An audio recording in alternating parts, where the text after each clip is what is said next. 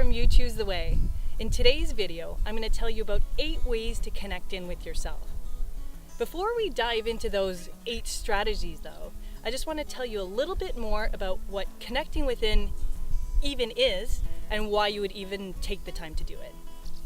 So oftentimes with the quick pace of life that we're all living and the massive to-do list and the constantly being surrounded by others, oftentimes we're making choices and living our lives not necessarily in line with what most suits us and our values and our priorities, but instead doing it based on whatever everyone else is doing. So connecting within is about stopping, disconnecting from what everyone else is doing, and looking within yourself to see what is right for you, and then making decisions based on that. So let's get started with this list of 8 strategies to connect in with yourself.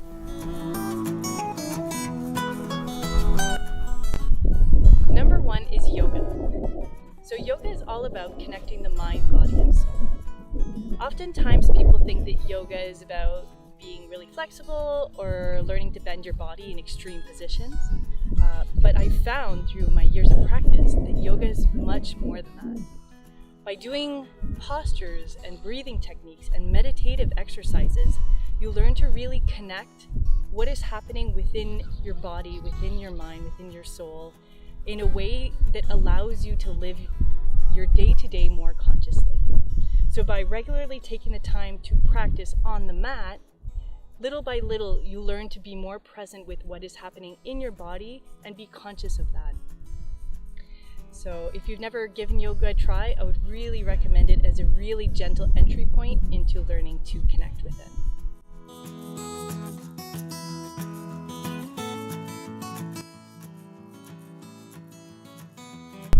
Number 2 is meditation.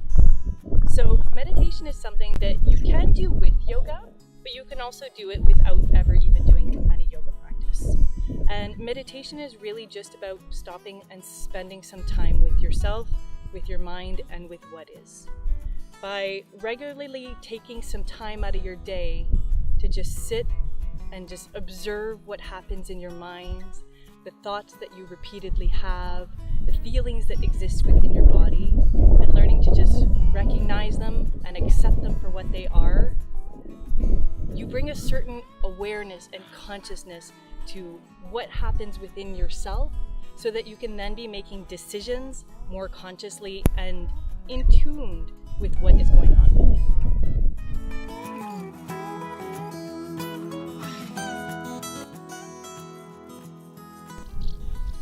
Number 3 is solo time. So although I think that spending time with people we love and nurturing the relationships that we have in our life is one of the most beautiful and enriching things that we can do, I think that realistically, to be able to be bringing our best selves to the table in those contexts, we have to be spending time on our own, taking care of our own self-care, self-love, and doing the things that we most love to do. If we're only ever spending time with other people, with our friends and our families and our partners and our children, and never getting the chance to spend time on our own, there's a good chance that we're not regularly doing the things that we would most love to do. And instead, we're making choices, doing activity, making decisions based on what suits the group, or what suits our partner, or what suits the kids. And so by making solo time a priority, you're specifically saying to yourself that I want to spend time doing what I want to do and making the decisions be completely mine.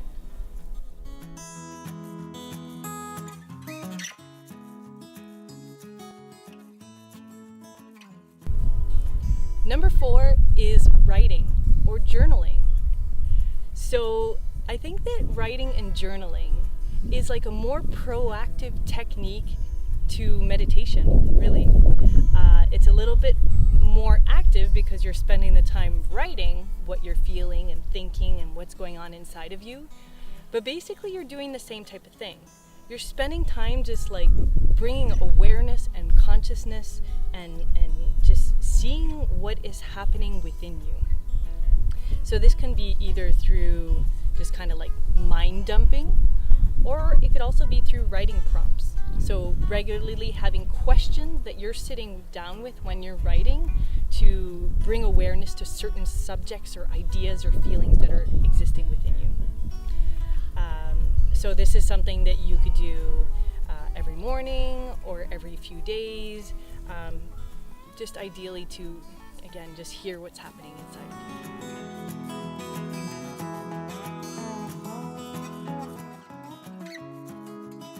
Number 5 is recognize your emotions. So this is something that I learned to do mainly through yoga, meditation, and journaling, but you could also even learn to do it independently from those activities. Basically what it's about is learning to recognize the physical cues that go with different emotions that you experience. So for example, for me, when I experience impatience, I will feel tightness in my chest. And when I feel shame or embarrassment, I'll feel warmth in my cheeks.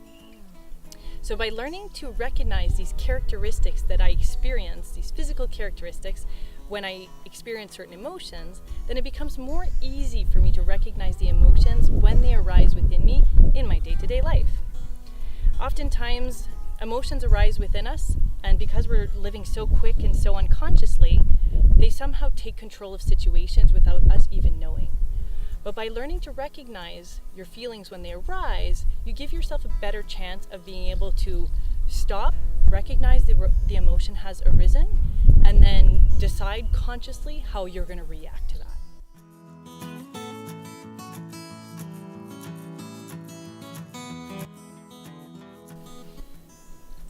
Number 6 is time in nature. If you're not sure where to start with this list, I would say start here. It's the easiest of all the tactics on this list to implement, and one of the ones that will most easily make you feel not only connected in with yourself, but connected to other living beings on the planet.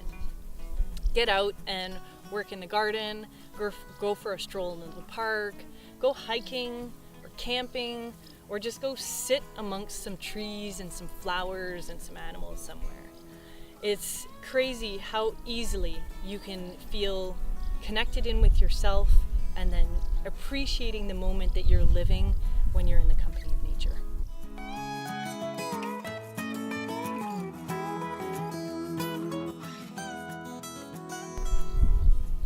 Number 7 is do what you love more often.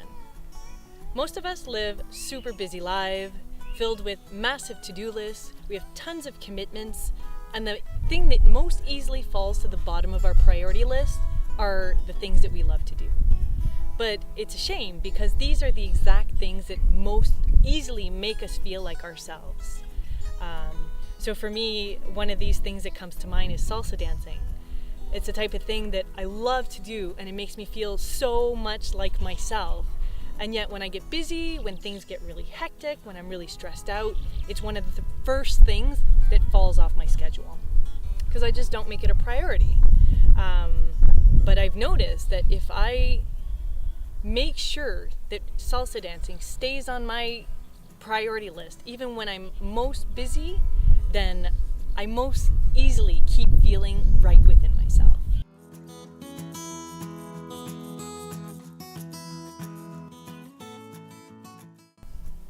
And number 8 is practice self-compassion. A lot of us are extremely hard on ourselves, and then we don't even forgive ourselves when we don't do things as perfectly as we think that we should have. Learn to accept and love yourself for the imperfect person that you are today. Self-love, self-care, and self-compassion is one of the most beautiful and valuable tools so that you can connect in with yourself wholeheartedly and then create a life you authentically love.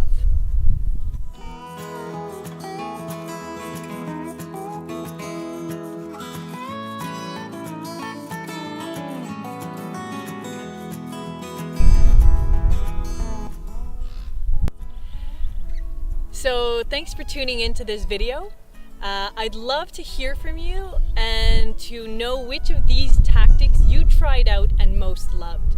So leave a comment below And if you like watching these types of videos, make sure you subscribe to the channel.